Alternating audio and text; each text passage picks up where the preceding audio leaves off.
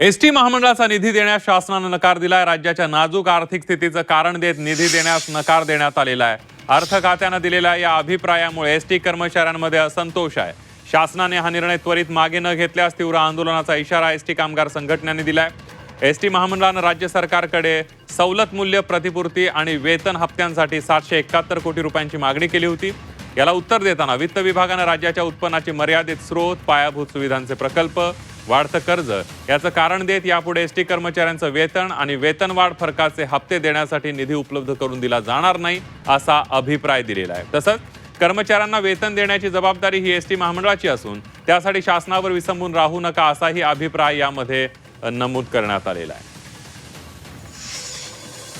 शासनाला एसटी महामंडळ चालवायचं नाही म्हणून अशा प्रकारचा निधी देणार नाही।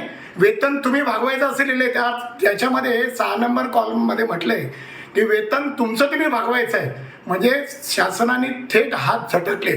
मी तुम्हाला सांगतो, सर्वच संघटनांनी एसटीतल्या या संदर्भात पत्र लिहिलेले आहेत। आता एक आंदोलनाची नोटीस पण दिलेली आहे। मी तुम्हाला सांगतो की इतका असंतोष पसरला या पत्रामुळे एसटी मध्ये की 100% गेले 6 महिने जसा संप झाला होता त्याच्यापेक्षा मोठं उग्र आंदोलन होईल।